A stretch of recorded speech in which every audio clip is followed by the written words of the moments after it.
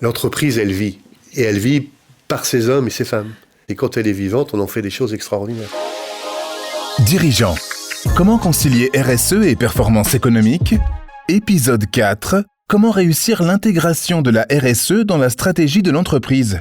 Emmanuel Brémond reçoit Christophe Babary, PDG de Briogel, accompagné d'Hélène Blais, référente handicap. Bonjour à tous. Pour ce 4e épisode, je me suis rendue en Vendée pour rencontrer Christophe Babary, PDG de Briogel, une PME spécialisée dans la fabrication industrielle de produits de boulangerie.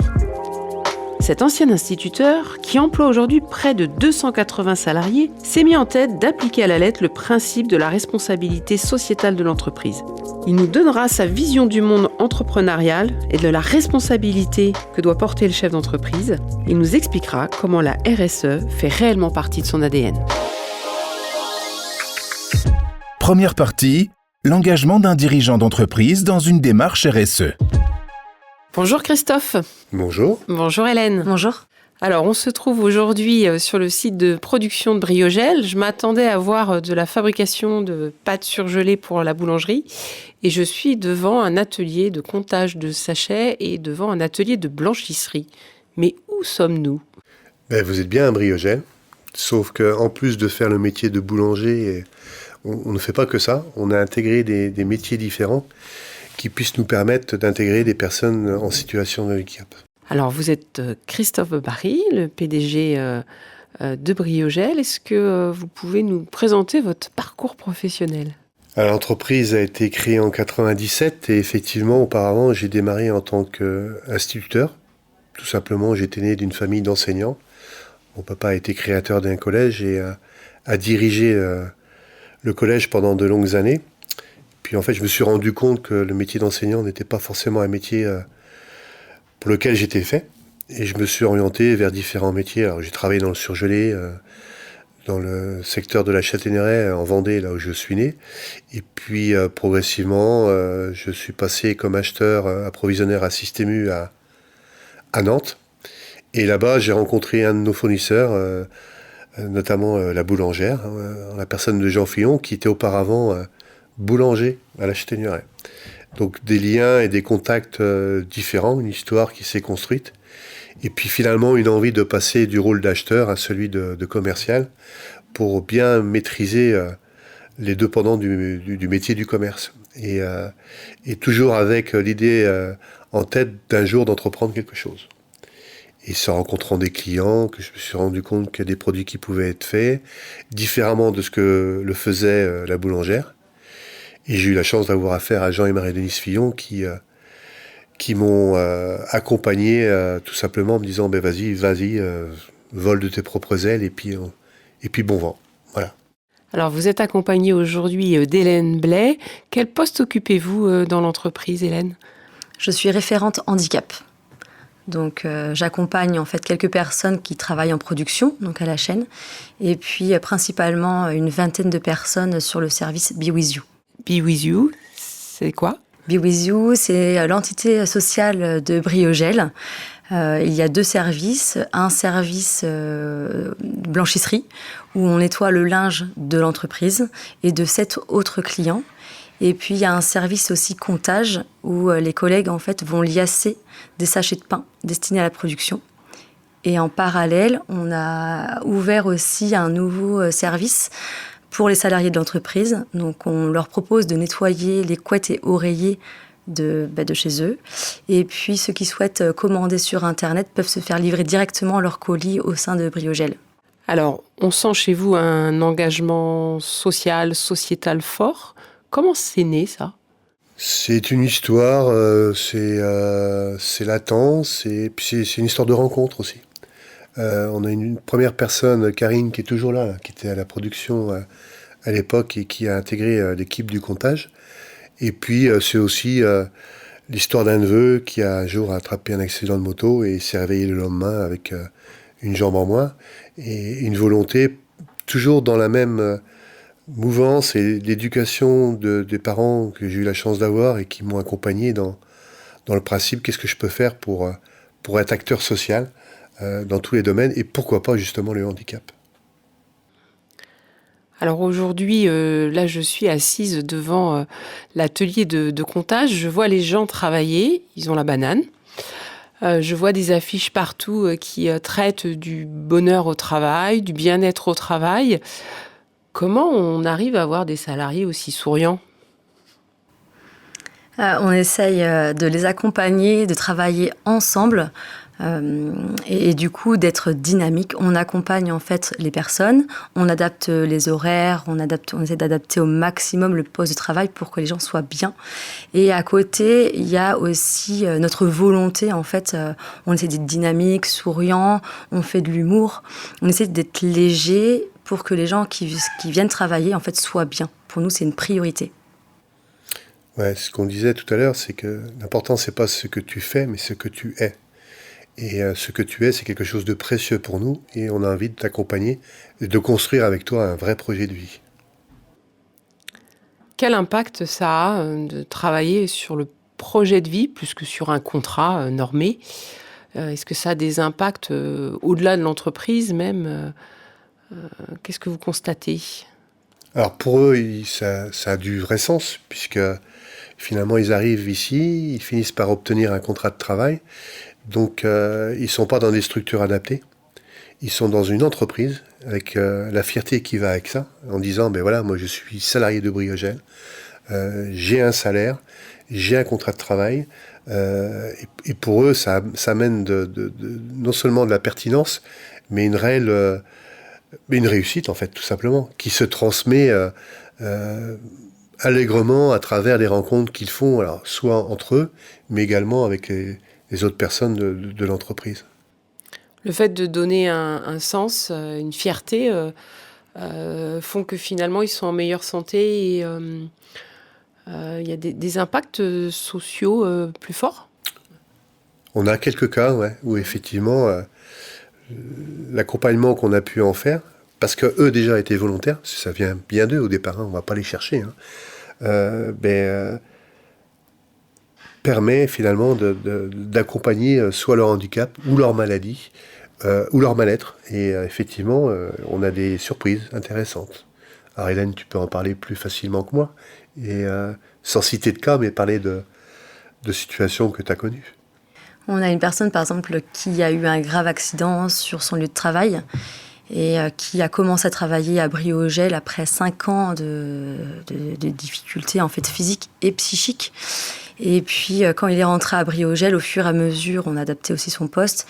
Et il nous expliquait qu'il allait moins donc, au centre antidouleur, que le soir, quand il rentrait de son travail, il pouvait expliquer à ses enfants ce qu'elle avait fait aussi et à sa femme. Qu'il avait diminué ses séances de kiné, etc. Donc forcément, il y a un impact aussi sur l'environnement et qui est non négligeable en fait. Et aujourd'hui, cette personne a repris la course à pied, travaille à temps plein sur Briogel et polyvalent sur l'entreprise. Donc c'est très, très, très porteur pour lui et puis aussi pour nous. Alors tous ces postes-là, on n'est pas dans une entreprise adaptée ou un ESAT, hein, donc ces contrats-là ne sont pas aidés. Ah, surtout pas. Et en aucun cas, je n'accepterai quelque aide qui puisse exister de la part du département de la région. Non pas que je ne veuille pas de sous, mais c'est pas du tout le sens du projet. Les personnes qui sont là font l'objet d'un contrat de travail avec un salaire dans les mêmes conditions qui nous est régi par la convention collective de boulanger. Donc il n'y a pas de plus ou de moins, ils sont considérés de la même manière. Alors on les intègre de la même manière, c'est-à-dire qu'on ne les embauche pas nécessairement en CDI dès le départ. Ils font bien l'objet, comme les personnes dites entre guillemets ordinaires chez nous, d'un premier test en CDD, puis d'un deuxième pour, au bout des 2 CDD, éventuellement envisager un CDI. Donc on les considère de la même manière. C'est-à-dire qu'on ne veut pas faire plus d'efforts pour eux, il faut quand même qu'ils démontrent leur capacité et leur volonté de vouloir travailler dans le milieu ordinaire. Parce qu'on peut avoir la volonté, quant à la capacité, c'est autre chose. La seule chose sur laquelle on essaie de les accompagner, c'est qu'ils sont en général en incapacité de travailler à plein temps. Donc on étudie des temps partiels, des temps... mais c'est la seule chose qu'on met en place pour eux. On adapte aussi les postes. Donc on a en fonction des gens, en fait, on peut avoir des chaises assis debout, on a des chariots mobiles pour éviter en fait le port de charge. Voilà, on essaye d'adapter au maximum ces personnes-là. Comment on arrive à financer ça dans l'entreprise s'il n'y a aucune aide? On est avec du personnel qui produit, qui a une productivité moins importante. Il y a une gymnastique d'adaptation. Comment on finance ça? C'est tout simplement le principe d'entreprendre. Quand on entreprend, c'est que, on a envie de le faire, on a envie de prendre le risque, et on a surtout envie que ça réussisse. Donc ça peut être dans n'importe quel style de projet. Ça peut être un projet d'investissement de bâtiments, de matériel, mais ça fait aussi l'objet de projets qu'on veut démarrer, notamment dans le milieu du handicap. Comment les équipes historiques de Briogel ont accueilli tous ces projets? Ils sont tous debout derrière vous? Comment on fait? Non, surtout pas. Ou on ne sait pas. Ça ne peut pas faire l'unanimité. Et les gens ont le droit de ne pas être d'accord, de ne pas être en phase avec ces projets-là. Et ça se respecte complètement. Il n'y a aucune ambiguïté à ce niveau-là. Il n'empêche que l'entreprise, elle est née, elle a été conçue et créée, entre autres pour ça. Donc on ne changera pas nos motivations, notre stratégie et notre volonté d'avancer. Toujours dans le même principe, l'entreprise est là pour faire des bénéfices, mais dans les bénéfices qu'elle en tire, il y a une partie qui va forcément aller dans les projets sociaux. Et s'il n'y a pas ça, j'arrête. C'est aussi clair que ça. L'entreprise, elle vit. Et elle vit par ses hommes et ses femmes. Ouais. D'accord ? Et plus on en fait, mieux elle vit, plus elle est vivante. Et quand elle est vivante, on en fait des choses extraordinaires. Alors justement, quelle vertu ça a ce que vous mettez en place sur ces ateliers assez spécifiques? Quels échanges il y a entre cette façon de s'organiser dans ces ateliers-là et le site de production? Ça se construit en fait, puisqu'Hélène a été formée dans le milieu social et notamment dans le milieu du handicap. Et après, c'est à elle de construire la relation avec les différents intervenants au sein de la production. Donc elle accompagne les responsables de service. Les responsables de service sont capables de la solliciter quand ils sont en difficulté par rapport à l'intégration d'une personne spécifique. Mais tout se crée en fait. Et il y a un vrai lien, une vraie complicité dans l'échange qu'ils ont régulièrement.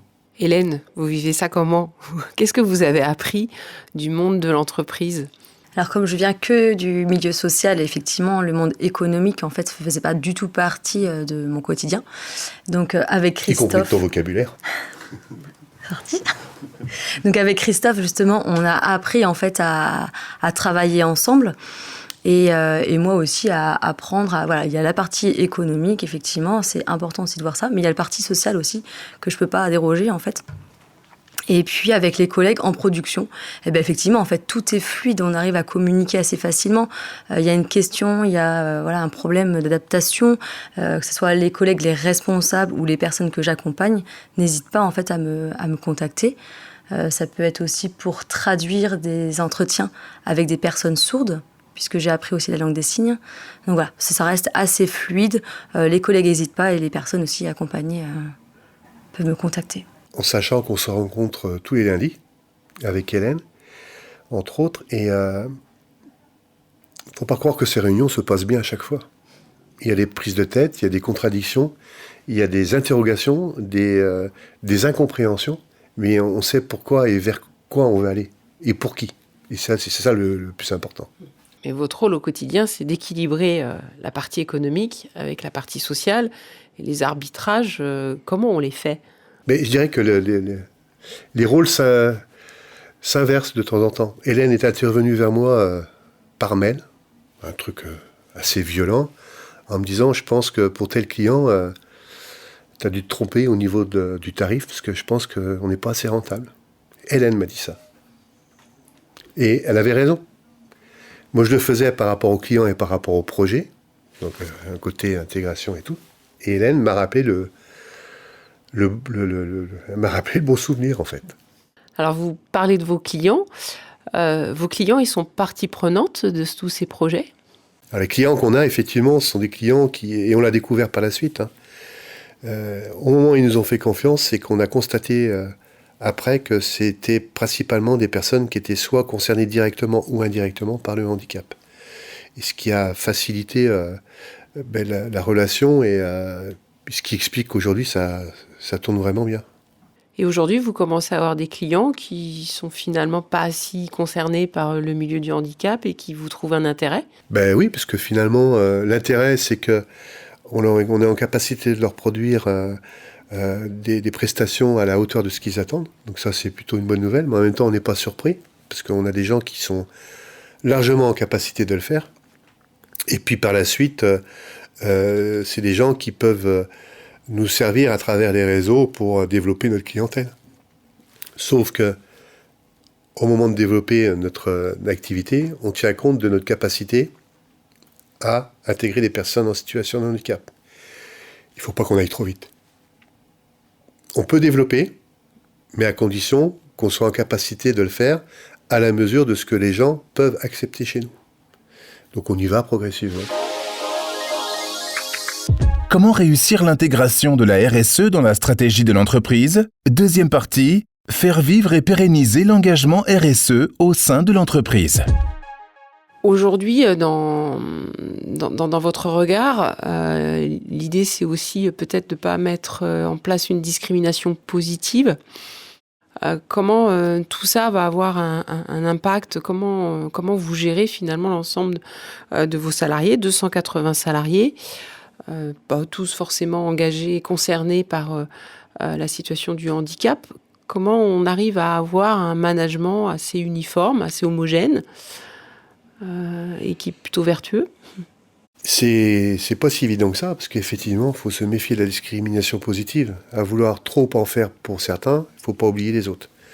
Mais on ne les oublie pas pour autant, puisqu'on essaie de travailler sur des projets différents que ceux qu'on travaille, les personnes en situation de handicap. Mais par exemple, on est en phase aujourd'hui, on est à la veille plutôt de mettre en place pour certaines équipes la semaine de 4 jours. En sachant qu'on est quand même dans le métier de l'agroalimentaire. Dans notre métier de la panification, on est entre le froid et le chaud. Les gens travaillent en 3-8, quelquefois les jours fériés. Il n'y a rien de sexy dans notre métier. Et justement, c'est d'expliquer aux gens qu'on est en train de vouloir révolutionner tout ça. C'est-à-dire que celui qui fait les 3-8 existe, mais personne ne fait de 3-8. C'est-à-dire que ce sont les gens qui travaillent de nuit, qui décident de travailler la nuit. Et puis après, on est en 2-8. On a décidé d'arrêter de travailler les jours fériés. Si le jour férié tombe un jeudi, on aura promis de faire le pont. Il n'y a que dans l'expectative où ça tombe un mercredi, où là, on en discutera avec nos responsables d'équipe et puis le CSE. Mais on essaie de travailler avec eux pour qu'ils soient du mieux possible bien dans l'entreprise et qu'ils aient tout simplement la banane le matin en se disant mais ça y est, je sais pourquoi je me lève et je suis content d'y aller. Aujourd'hui, vous n'avez aucune difficulté de recrutement ni d'absentéisme trop fort ? Si, quand même. beaucoup. On est dans un secteur montacutain où c'est le plein emploi. Donc c'est complètement compliqué d'embaucher des gens. La bonne nouvelle, c'est que très peu de personnes partent de chez nous. Donc s'ils partent pas, ça veut dire qu'ils sont bien. Et après, c'est à nous de travailler sur des projets. Alors la chance qu'on a quand même, c'est qu'on a 2 sites de production. Qu'on est en train d'en mettre un autre en place là, pour 2024. Mais on essaie de diversifier nos différents sites pour recruter différemment. Mais la difficulté de recrutement existe bien. Cette difficulté de recrutement, vous essayez de la contrecarrer en étant plus attractif, en introduisant cette notion de projet de vie, d'aménagement du temps de travail, d'équilibre vie pro, vie perso, ou ça va au-delà ? Non mais je suis content, vous avez bien compris. Non, elle est là la démarche, c'est qu'effectivement, dans les semaines et mois qui viennent, on va communiquer différemment. On va pas communiquer sur la performance de l'entreprise, mais sur la volonté de l'entreprise justement de vouloir mettre ça en avant. Jusqu'à maintenant, je disais à Ismaël, pour vivre bien, vivons cachés, mais ça suffit, parce qu'il faut le faire savoir. Donc on a décidé de le faire savoir. Parlez d'Ismaël. Qui est Ismaël ? Mon fils, un bon petit gars, m'a sollicité il y a 5 ans pour me faire comprendre que j'avais pris un peu d'âge et qu'il serait bien de penser à une étape complémentaire dans les années qui viennent, donc qui a souhaité prendre le relais de l'entreprise. Et sur lequel on est complètement en phase. Alors ça fait quand même 5 ans qu'on travaille dessus, hein. Mais ça se passe plutôt dans un bon échange, en sachant que la relation père-fils n'est pas toujours simple, mais on sait pourquoi, pour qui et comment on le faire demain. On sait quelle stratégie on veut adopter, vers quoi et vers qui on veut aller. Et c'est une stratégie qu'on a d'ailleurs développée à une réunion obligatoire des salariés au mois de septembre ensemble. Donc on s'inscrit dans la continuité avec la reprise de l'entreprise par votre fils. Aujourd'hui, Briogel, c'est 40 millions d'euros. C'est performant ? Bon, on est content. On est content. Alors les 40 millions, c'est un peu tronqué quand même, parce que avec les événements qu'on a connus, qui nous obligeaient à apporter des modifications au niveau de nos tarifs vis-à-vis de nos clients, on est sur un volume, on est sur du plus 3, plus 4, mais en termes de chiffres, on a bien évolué. 40 millions, c'est beaucoup. On est content, effectivement, et on ne souhaite pas faire plus dans les années qui viennent. Donc c'est rester stable sur les volumes que nous connaissons actuellement et préciser dans nos différentes gammes de produits certains produits qu'on ne veut plus faire parce que ça ne gagne pas assez d'argent et puis d'autres qu'on veut développer pour gagner de la valeur ajoutée et continuer de développer nos projets sociaux. Ne pas produire à outrance, mais produire intelligemment. Les 30 Glorieuses n'existeront jamais chez nous. Terminé ça.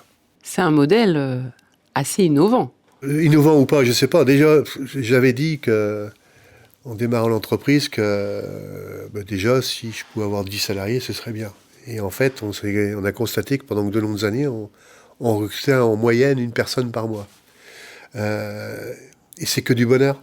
Il y a une vraie fierté d'avoir la responsabilité d'avoir 280 salariés. Alors, c'est pas 280 familles, parce qu'il y a des couples qui se sont créés quand même dans l'entreprise.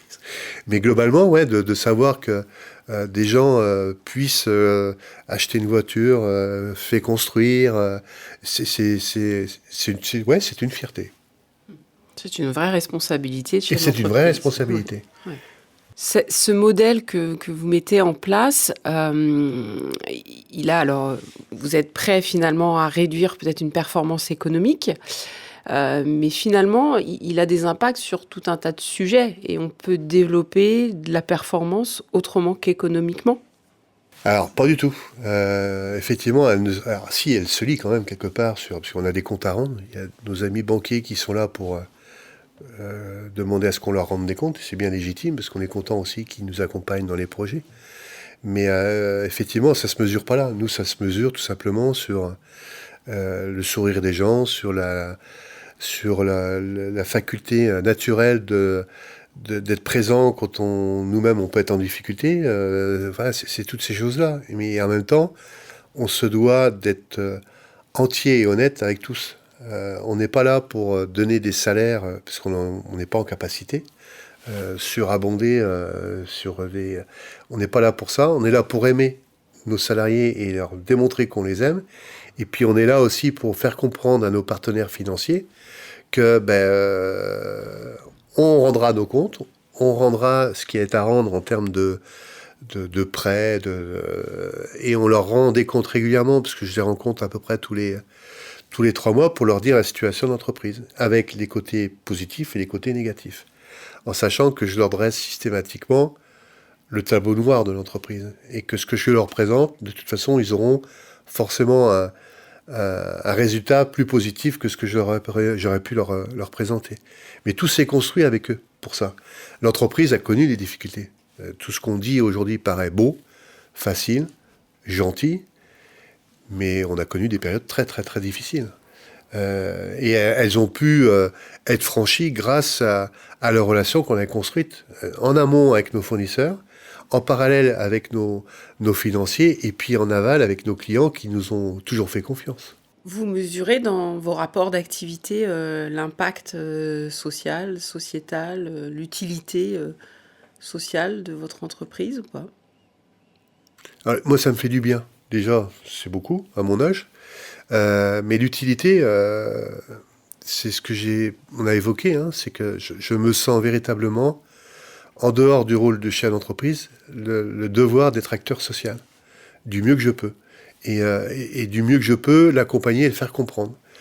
Si les gens l'acceptent et sont dans ce sens-là, c'est que du bonheur. Et si d'autres ne l'acceptent pas, c'est pas grave, ils ont le droit.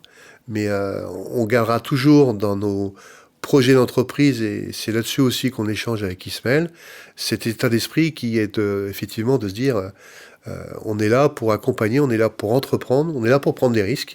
Mais surtout, on a un devoir, c'est de pérenniser la situation de nos salariés en leur donnant tous les mois le salaire qu'ils méritent et que ça continue le plus longtemps possible. Hélène, vous travaillez dans l'entreprise depuis 5 ans. C'est comment de travailler aux côtés de Christophe ?